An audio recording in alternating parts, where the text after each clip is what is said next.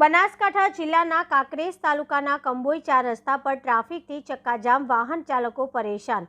સતત 2 કલાક traffic jam રહ્યો. કંબોઈ ટ્રાફિક થતાં ઇમરજન્સી એમ્બ્યુલન્સ ફસાઈ, દર્દીની આવદશામાં ટ્રાફિકના કારણે માનવ જિંદગી જોખમમાં. કંબોઈ 4 રસ્તા પર ટ્રાફિકની સમસ્યા માથાના દુખાવા સમાન બની ગઈ છે. આજરોજ કંબોઈ 4 રસ્તા પર 4 વાગ્યાથી ટ્રાફિક જામ જોવા મળ્યો હતો, ત્યારે દૂર દૂરથી આવતા વાહન ચાલકો કલાકો સુધી ટ્રાફિકમાં ફસાયા હતા. આ કંબોઈ પાસે ટ્રાફિકની સમસ્યા એકમાત્ર બનાસ નદીમાંથી રેતી ભરીને આવતા ડમ્પરોના કારણે ટ્રાફિક જામ થાય છે.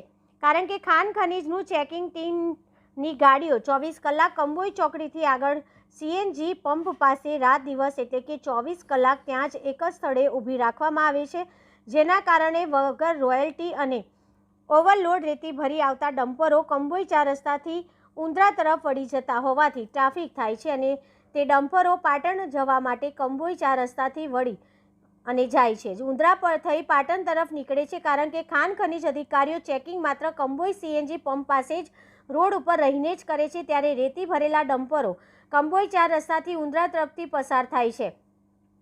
ત્યારે કંબોઈ 4 રસ્તા પર ટ્રાફિકની સમસ્યા ઊભી જ રહે છે. ચેકિંગની ગાડી માત્ર કંબોઈમાં જ રહે છે. જો જામપુર, કસલપુર, ઉંદ્રા તરફ ચેકિંગ કરે તો આ ઓલ્ડ ડમ્પરો સીધા પાટણ તરફ નીકળી જાય છે, તો ટ્રાફિકની સમસ્યા હલ થાય અને ડમ્પરો રોડ ઉપર વચ્ચોવચ પણ ઊભા કરી ચા નાસ્તો કરવા જતા રહેતા હોવાનું પણ જાણવા મળ્યું છે. કંબોઈ 4 રસ્તા ટ્રાફિક જામ થતાં એક એમ્બ્યુલન્સ પણ ફસાઈ હતી, ત્યારે કંબોઈના સેવાભાવી યુવાનો આવી એમ્બ્યુલન્સને મહા મુસીબતે પસાર કરાવી હતી. અહેવાલ જયંતિભાઈ ઠક્કર, સિહોરી, કાંકરેજ.